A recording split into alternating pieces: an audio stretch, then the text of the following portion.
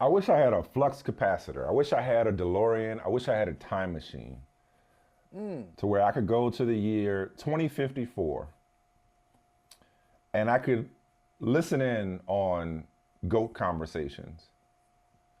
Listen in on the GOAT conversation in the NBA. And I want to know how future Michael Smiths and Michael Hollies, maybe they're robots, who knows? Hope not. But future versions discuss LeBron James. Will they talk about Michael Jordan the way that we now talk about Bill Russell and Kareem Abdul-Jabbar, who, for previous generations, they were the GOAT. They were the greatest players ever. They were the greatest of all time. When you go back and you look at like newspaper columns, kids, look it up. There was this thing called a newspaper. Go back and look at newspaper columns. Go listen to radio conversation, if there was such a thing back then. I know there was radio, but I don't know how much talk radio there was. But, you know, it was Russell. It was Wilt, right? It was Kareem. It was Lou Alcindor and then Kareem, right? Because what are future people, or even aliens, maybe aliens come and take over this planet, and they're looking through the archives, and they're looking for time capsules. What are they going to say? They're going to say, wait a minute. So let me get this straight. There was one dude that scored 40,000 points in the history of the NBA. At least. To say, right. Because who knows? Might be 50 when it's all said and done. Yeah, there was one dude that scored 40,000 points. Yeah. To say nothing of of where he ends up on the all-time assist and, for that matter, rebound rankings. Scoring wasn't his first love. It wasn't even the thing he was best at. He won 4 championships, 4 MVPs, right? 4 league MVPs? Yeah. Yeah, 4 league MVPs, right? Yeah, 4 league MVPs. He does. Yep. His name is at the top of just about every record book, or every list. Never saw a player this consistently good for this long. And yet they said that Michael Jordan is the greatest? I'm confused, say the aliens, or say the talking heads in 2054. Like, okay. Now, this is interesting from you. This is interesting. No, it's not. No, it's not. No, it's not. Keep going. No, it's not. No, it's not interesting. It's consistent. Because it is consistent. Oh, I'm not criticizing you. I'm not. No, I know you're not. I know you're not criticizing me. I know you're not criticizing me. I'm saying what is coming to fruition is everything that I have been saying for the last several years. For the last several years. Because I'm still Michael Jordan is the greatest. I am still Michael Jordan is the greatest. But I have long since said that LeBron James didn't win. He did not win the debate as much as he ended or transcended the debate.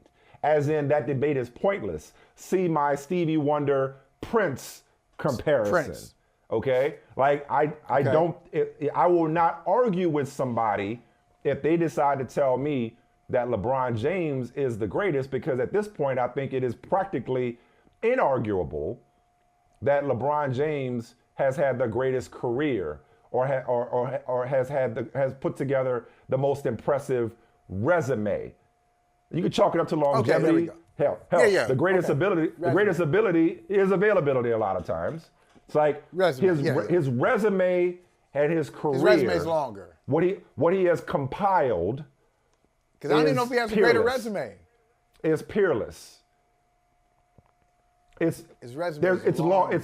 It's longer. Okay, fine, it's longer. You're right, it's longer. It's longer. You're right, it's longer. Because Jordan's resume is practically perfect. If you look at those 13 years, and pretty much half of those 13 years. Touche. Thank you for clarifying that. This is not me diminishing Michael Jordan's resume. I'm saying in terms of the body of work is bigger. And so there is going to come a time, moral of the story is, there is going to come a time, which I have predicted, and I'm reiterating it now that he is the one and only member of the 40,000 point club. There is going to come a time when people talk about LeBron James the way people like me talk about Michael Jordan. Where it's like, wait, Yeah. you got to be kidding me. Jordan's the greatest, hands down, full stop. There is no argument. And I've talked about Jordan that way for the longest time. I remember one saying, and if I'm just examining, if I'm doing some self-reflection, am I a prisoner of my own takes? Because I remember saying, when this conversation became serious, I remember saying, there is nothing LeBron James could do to change my mind on this. Is that why he can't change my mind? because I've determined, because I've determined that he won't change my mind. And now I'm dug in on this position, and no matter what he continues to do into his 40s, I'm like, no, it's Jordan, it's Jordan, it's Jordan, it's Jordan. It's like, I've just chosen to be immovable on this. I still think I'm right, and I believe I'm right because I'm right. That is Michael Jordan. As a quick, but somebody for 30 years from now is gonna be like, what the hell are y'all talking about? Like, look at the numbers. Look at his achievements, right? I'm gonna tell you my view on this, but I'm gonna give you a quick aside first. Quick aside. What you just mentioned could be a great short story or novel. The main character who's in prison, he thinks he's in prison, but he's just imprisoned by his own takes. And he can't get out of this prison. You know what I mean? Right. That is deep, man. I can do something with that. When I start writing fiction, you got to emancipate yourself from mental slavery. Mental slavery. None but ourselves can free our minds. Ooh. All right, look. This is why the aliens are going to be more like us than we think. The reason we look at Michael Jordan, and we're still talking about Michael Jordan. He retired in 2003, I think, for the last time. 2003. So we're talking about a generation ago. Michael Jordan is a player from a different generation. Yet, if you go to any TV studio, any public square or barbershop in these yet-to-be United States of America, if you go to any of those places and you go, LeBron is better than Jordan, Jordan's better than LeBron, people will argue like that, like they'll contort their faces. They'll be like spit coming out, like they'll be ready to fight over Jordan versus LeBron. And that's a player from a different generation. The reason LeBron is connected like that, where Jordan and Kareem and Jordan and Russell weren't, because they were from, it didn't translate. Like, it's easy for us to diminish the NBA of Bill Russell's NBA. You hear all the cliches. Oh, how many teams did they have? Right. Look, they look different. Like the uniforms are different. The gear is different. The games are different. And in some cases with Russell and Wilt, and some, you have black and white. Now there was color TV at that time, but later in Russell's career, but a lot of it is just grainy footage. Well, if you look at Jordan, even Jordan from the 80s, tell me one thing Michael Jordan did in 1993 or 1994. Right, that ain't being done now. He was an alien. He was alien. Yeah, he was. He was from another planet. He was from another time. He was taken from the future. If I watch it into the 80s. If I watch him now, if I watch Jordan 96 NBA Finals, I'm like, oh, that's dope. Like, ooh, not like, ooh, I can imagine dated. People at that time thought that was amazing. Right. No, that's amazing now. And so I think it's more equal but aesthetically. I think we have. But what I'm saying is, with the same view. I think you're right. But what I'm saying is the gatekeepers and the people conducting the conversation, the gatekeepers of this debate, if you will, are going to die off. That's why I thought you were going, because it's kids right now are growing up watching LeBron's greatness. So who do you think they're going to say come 2054? Well, what do they say now? Was the greatest of all time. They don't say Michael Jordan. Most of them, young kids, I would imagine. I haven't polled them all, but who's your son say? Who's your daughter? My say? son. Who's Mason think? Well, they live under my roof. Okay, they live under my roof, as for me and my house, okay. So everybody says Jordan. They all say know, Jordan. They got to say Jordan. What happens when they move out? I mean, then they can make their own decisions. Then I'm not in charge of their decisions. But let me add something else to you. Yeah. I'm gonna add something else crazy. Now, I was at Kobe's my son's favorite player, by the way. Kobe's my son's favorite player. That's why my son wears 24. I mean, look at him. Look at Jordan. Just look at him. I mean, the guy, the perfect height, the musculature. I mean, the style, like everything. It's perfect. It's perfect. Like, God, how could you not say Michael Jordan? Look at this guy. But I was at the game yesterday. Wait a minute. But you've always been. I know. On the fence. I always thought you might have just been being contrarian. Exactly. Just trolling. Okay. Okay, good. But good. I was at the Celtics Warriors game yesterday, if you want to call it that. Okay. Right. Did you leave at halftime? Did you check out at halftime? I did not leave. I stayed. I enjoyed it. I enjoyed watching it. But I took a picture of this was a date. I just went with my wife, no kids, okay? Nice. I took a picture though. I took a picture of Steph Curry, who was nearby. I sent it to the kids, and my oldest, Robinson, wrote back, "The GOAT." He was like, "The GOAT." So for a lot of people, this era, you want to talk about the era? It's not just LeBron. It's not just LeBron and Michael. For a lot of kids now, people in the guard, people in Boston in Boston. They lost the NBA Finals to this team. People in Boston were disappointed yesterday because the game wasn't competitive. Steph Curry wasn't there for most of the second half. They wanted to see Steph Curry. Hey, everybody else got booed in intros.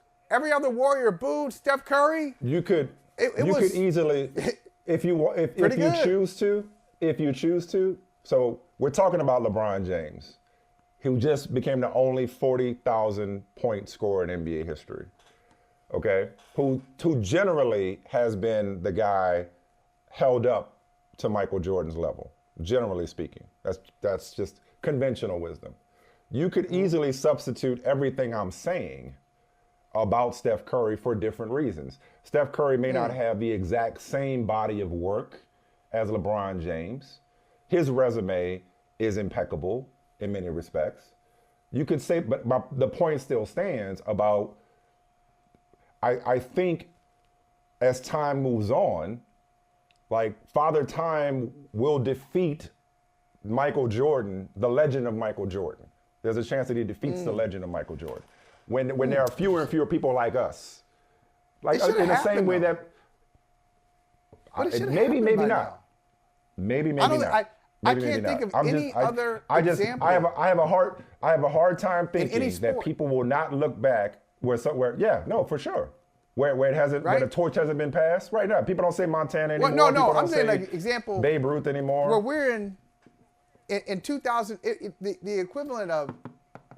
Tell me another sport, other than basketball. This happened in basketball, where we're in 2024, and we're arguing a modern player versus a guy who hadn't played in 20 years.